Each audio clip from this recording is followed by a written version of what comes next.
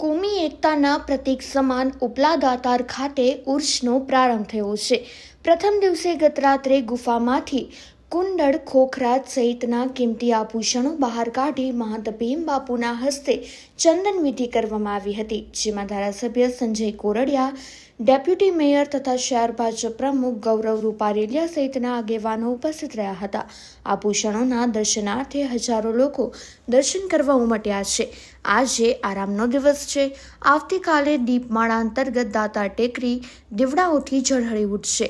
મહોત્સવ અંતર્ગત પોલીસનો ચુસ્ત બંદોબસ્ત રાખવામાં આવ્યો છે. જુનાગઢ ઉપલા દાતારની જગ્યામાં અમારે દર વર્ષે દાતાર બાપુનો ઉર્સનો મેળો આવે છે, ઉત્સવ આવે છે. એટલે આજે દાતાર બાપુનો પહેલો દિવસ ચંદનનો દિવસ ગણાય છે. એના એવા સરસ સિદ્ધિદાયક આભૂષણો છે.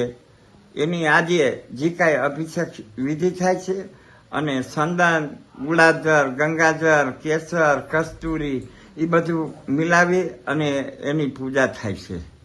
અને બધાય ભાવિકો, સેવકો બધા ખૂબ ઉમટી પડે છે.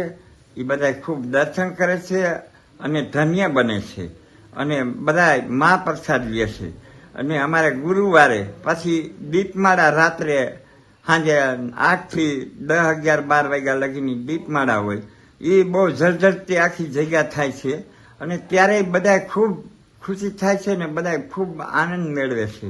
અને બધા સૂકા મેવાની મહાપ્રસાદ લે, રવાની અમારે ગાયું છે એના ઘરના ઝીણો શીરો બનાવી એ બધા ખૂબ પ્રસાદ લે અને બધા ખૂબ દર્શન કરે અને બધાને ખૂબ ધન્ય બને છે.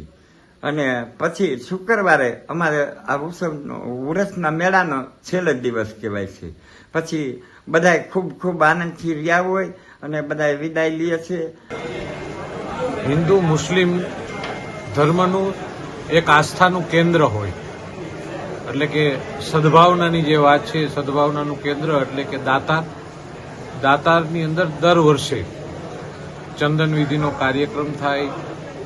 ભગવાનના આભૂષણો એ બહાર નીકળે, એમને ચંદન વિધિ થાય, એમને ગંગાજળથી એમને સ્નાન કરી અને ભક્તો એમના દર્શન કરે અને એક શાંતિનો સંદેશ સમગ્ર રાજ્ય અને સમગ્ર દેશની અંદર એક ભાઈચારાનો ભાવનાવાળો આ એક તહેવાર છે.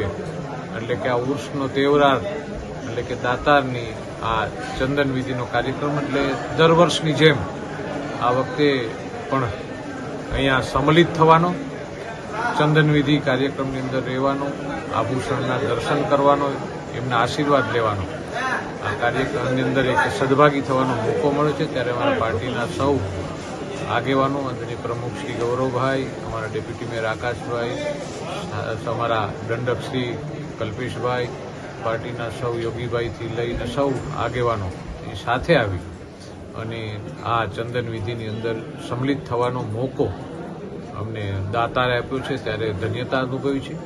આ તહેવારથી એક ભાઈચારાનું વાતાવરણ બધી જગ્યાએ પ્રચલિત થાય એવા દાતારના ચરણોમાં વંદન.